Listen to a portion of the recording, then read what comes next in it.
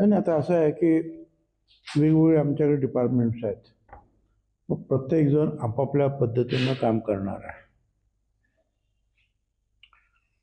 अन्नधान्याचं डिपार्टमेंट असेल, रस्ते दुरुस्तीचं डिपार्टमेंट असेल, शाळेचं आहे खातं, शाळात पडलेले असतील, रस्ते पडलेले असतील, घरं पडलेले आहेत, हाऊसिंगवाले आहेत, नगरपालिका, महानगरपालिका, जिल्हा परिषदेचे अधिकारी, असे वेगवेगळे आता औषधं लागणार त्या ठिकाणी. मग रोगराई तिथे वाढू शकते. मग त्यासाठी परत आपला आरोग्य खातं आहे, शेती खातं अर्थातच आहे. काय तर प्रत्येकजण आपापल्या पद्धतीनं जे आहे जी जी काही मदत करता येईल ते मदत करतो.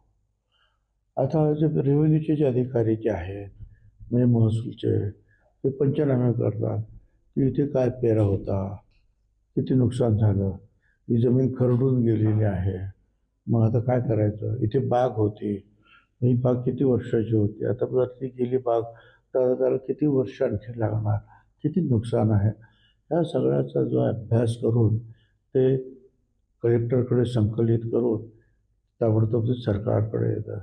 मग राज्याचं एकूण हे करता की बा इतकं आपलं राज्याचं नुकसान झालेलं आहे, एवढे पैसे लागतील.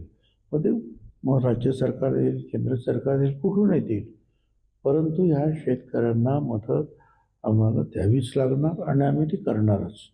तर तूर्त आहे आता माझ्या खात्याच्या तर्फे काय म्हणून माझ्याकडे गहू तांदूळ वाटपाचं काम असतं.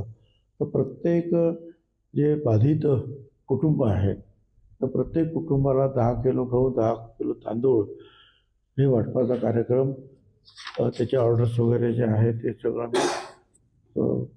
सकाळपासून दुपारपर्यंत सगळीकडे त्याचा जो आहे डिटेल माहिती घेऊन त्याप्रमाणे सगळं केलं.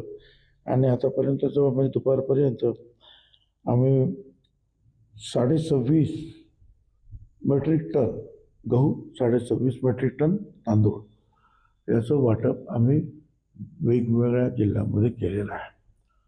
आणि आणखी असे आदेश सगळ्यांना दिलेले आहेत आमचे जे रेशनिंग ऑफिसर आहेत की तिथे जिथे जिथे अशा अडचणी आलेल्या आहेत रेव्हेन्यू अधिकारी तुम्हाला सांगतील, एवढी घरं एक कुटुंब आहेत, त्यांना ती सगळी आपली मदत ताबडतोब द्यायची. नेते यांच्या निकटवर्ती असलेले पवन कारभार यांच्यावर बीडमध्ये माजलगावात प्राणघातक हल्ला झाला.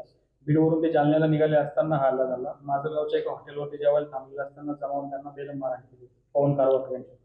नाही, मला पण ते कळलं. आणि आमचे जे महात्मा फुले समता परिषदेचे प्रमुख